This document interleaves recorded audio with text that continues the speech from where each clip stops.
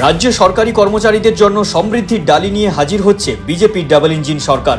কারণ বিজেপির double engine সরকার ক্ষমতায় আসার ৪৫ দিনের মধ্যেই চালু হতে চলেছে সপ্তম পে কমিশন। গ্রুপ ডি থেকে শুরু করে গ্রুপ এ আয় বাড়বে প্রত্যেক স্তরের সরকারি কর্মচারীর।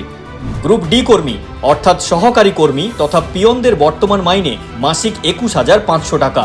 সপ্তম পে কমিশন চালু হলে সেটি বেড়ে দাঁড়াবে ৩২,৫০০ টাকা, অর্থাৎ সরাসরি মাসিক ১১,০০০ টাকা আয় বৃদ্ধি। গ্রুপ সি কর্মী অর্থাৎ ক্লার্ক, কনস্টেবল তথা শিক্ষকদের বর্তমান পারিশ্রমিক মাসিক ৩৫,০০০ টাকা।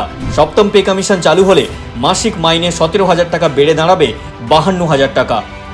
গ্রুপ বি কর্মী অর্থাৎ সুপারভাইজার তথা গ্র্যাজুয়েট শিক্ষকদের বর্তমান মাইনে মাসিক ৬৫,০০০ টাকা। সপ্তম পে কমিশন চালু হলে মাসিক মাইনে ৩৩,০০০ টাকা বেড়ে দাঁড়াবে ৯৮,০০০ টাকা।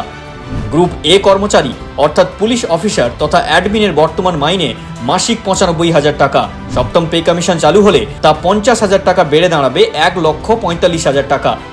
বৃদ্ধি পাবে গ্র্যাচুইটির পরিমাণও। এই মুহূর্তে পশ্চিমবঙ্গের রাজ্য সরকারি কর্মচারীরা গ্র্যাচুইটি বাবদ পান ১২ লক্ষ টাকা। সপ্তম পে কমিশন চালু হলে এটি ১০৮% বেড়ে দাঁড়াবে ২৫ লক্ষ টাকা। আর নয় বঞ্চনা, অপেক্ষার মাত্র আর কটা দিন। বিজেপি ডাবল ইঞ্জিন সরকারি সুদিন আসবে পশ্চিমবঙ্গের ঘরে ঘরে।